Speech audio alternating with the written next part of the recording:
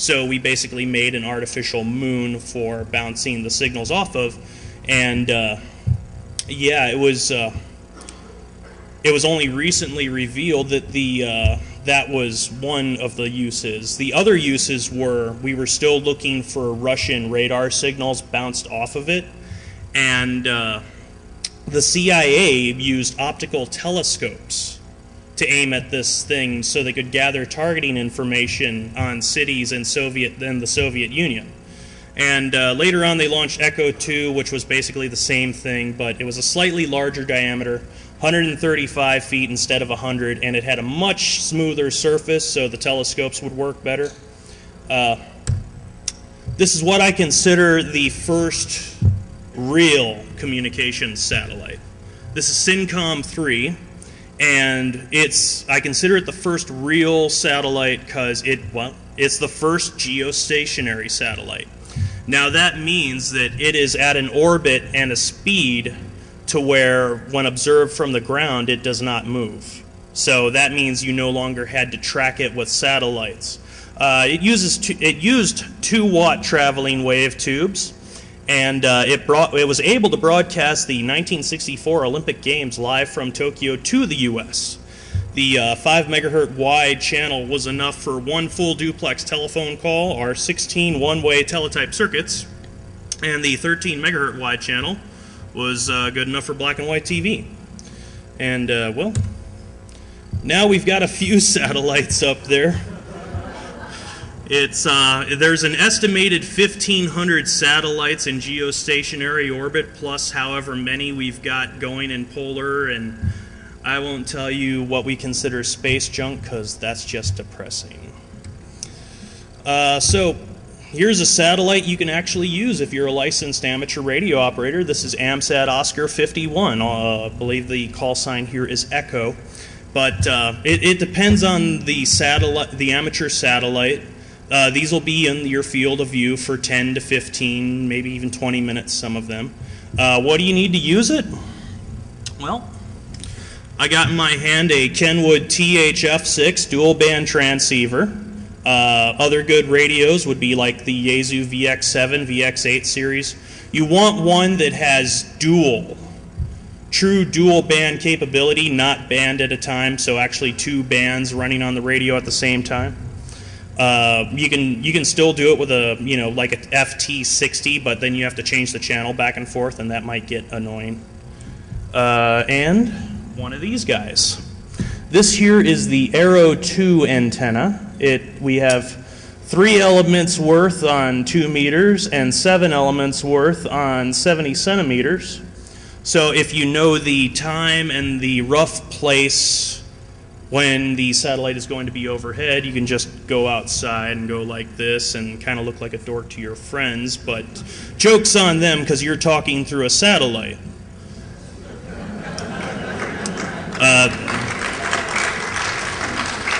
This antenna, and I also have the diplexer in here, which is fairly expensive. I discovered Thursday when I went to the local nerd store. Sets you back about $140. Or, if you're real hardcore, you can just build everything on your own. So how about other satellites that are not amateur related? This here is Telstar 28, also known as Sierra 2205. It's a new hybrid satellite because it has basically all 3 commercial satellite bands. These are the number of transponders. We got 22 on C-band, 36 on KU, 24 on KA, and it uses bent pipe technology. And I actually got that term from the brochure, so I think it kind of works like this.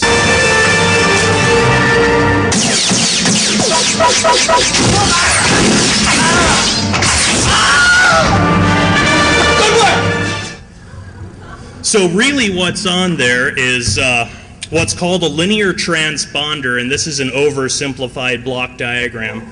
Basically, we have an input antenna that's going into an amplifier that is being mixed with a local oscillator and then amplified again with a traveling wave tube, and we have an automatic gain control circuit so that the power out of the traveling wave tube does not exceed whatever its limit is, usually 10 watts, and then we go back into an antenna. Other satellites, I should have put this slide a little later, but here is the coverage of one of these satellites. Pretty much covers the entire continental United States and all of Hawaii with a decent dish. It'll cover up into Canada, but the further north you get, the higher gain antenna you have to run. And here's a clever chart. I just did it average. So we have all the frequencies that the commercial satellites use, and I just averaged it here. So this is one way path because we're not bouncing anything off of stuff. So let me introduce you to my friend.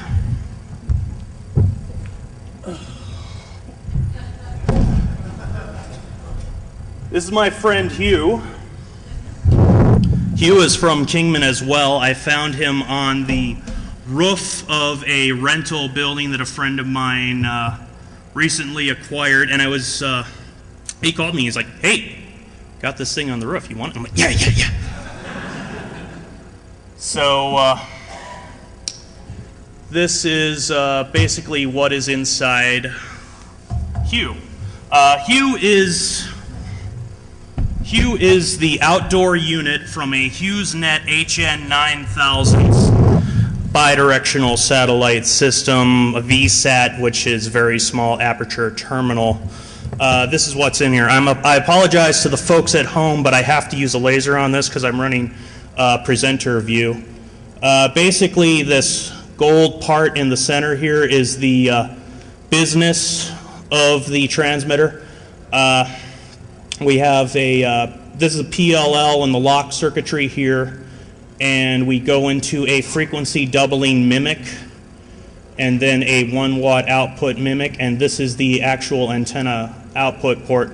Now the rest of this, you got your switch mode power supply here, and this is some custom BS HughesNet part that I don't know what it does. Probably controls whether the thing is in transmit or receive mode. So basically what I did to hack this guy is I shorted out this transistor, these transistors, there's some transistors here, and basically jammed the thing in the center on. Here is a block diagram here. When I was all excited, but unfortunately, as I knew it was wrong, but I hacked it anyways. So I found out that it is a Ka band satellite, and it would be much more usable for me if it was the Ku band, and I will tell you why a little bit later. But basically what's going on here is the indoor unit, which I don't have, delivers a signal between 229 and 241 megahertz, and the PLL that's inside here basically has a fixed divide by 64. Hopefully my demo will work. You all see that red LED there? Yeah, that's my unlock indicator, which I brought out because, by golly, when I found the data sheet on the PLL, everything was there right off whoever designed this used the schematic right off the data sheet, so double thumbs. So basically, it's a giant, it takes an input signal and multiplies it by 128. So a 220 amateur band signal comes out somewhere in the 29 gigahertz range. So while I was playing with it, I didn't bring my HP 8924C because that weighs 1.25 tons. But just for kicks and giggles, I have here a DC power inserter, and I just put an antenna on it off of a 220 handheld. So when I key up, oh, someone by the door that way, listen and see if someone screams. But I am keying up on 224.9, and that is enough with just me keying it here to make the thing lock. So theoretically, we're putting out a beam on a beam on 30 gigahertz somewhere that's 22,000 watts ERP. And this is a part 15 device. So,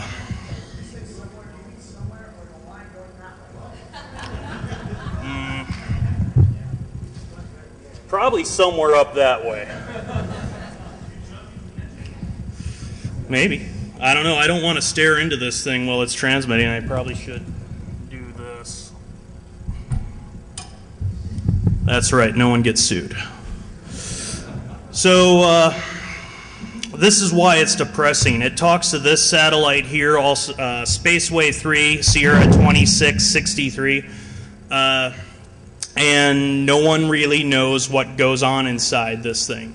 Some stuff claims that it's bent pipe technology. Other stuff says that it's got a demod, remod on it and actually makes the internet work inside of it. And this is the sad part. I apologize for the picture. It was the best I could find. These use spot beam technology. So this is a spot beam reflector. And each one of these facets was CNC milled. So what's going on here is there's like 12 apertures on the side of the spacecraft, and it's a series of tubes. So the input tubes bounce off the main reflector, off of the spot beam reflector, and then into their associated LNB on the spacecraft. And the problem is, I don't know where our input tube, we are in input tube 33 right now, I don't know where it comes out at. Also, there are two different sets of frequencies here, a VSAT set and a gateway set. So like I said, if it was the KU, I was hoping for you guys, if it was the KU one, that I would be able to send a signal through the satellite and have you listen to it, but unfortunately I got it on the bench and I was like, no! But hey, these things happen. So how about when satellites disappear unexpectedly? There are several natural causes that'll do this. Meteorites, solar flares, leaking capacitors, exploding batteries, tin whiskers, you name it.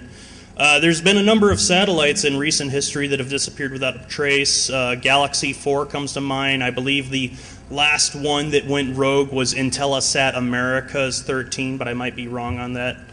And, no, sometimes this happens.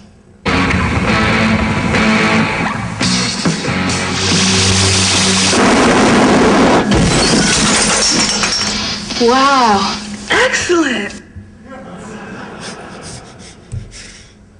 So, government agencies recently have developed clever ways to shoot down satellites of people they don't like. China has modified ballistic missiles.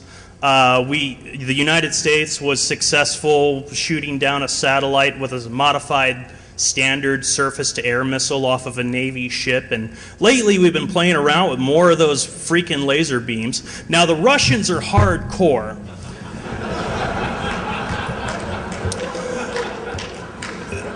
The Russians had a 23 millimeter gun on the secret Russian spy lab, the Almaz station, and lately, they saw China and the U.S. playing with missiles, so they're like, oh yeah, watch this. We'll just send we'll send an old weather satellite into one. That'll teach you.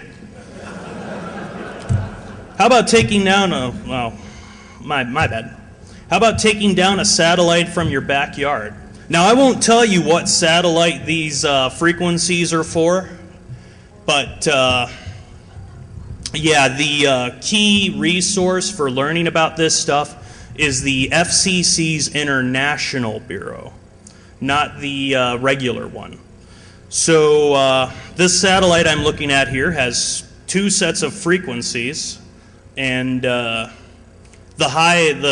20 and 29 gigahertz ones are spot beamed. So just so you know that, you have to figure out which spot beam it comes out at. And when the spot beams don't work, the lower set is used for when the thing is changing orbit or in emergencies. but theoretically both sets are on all the time. And the big problem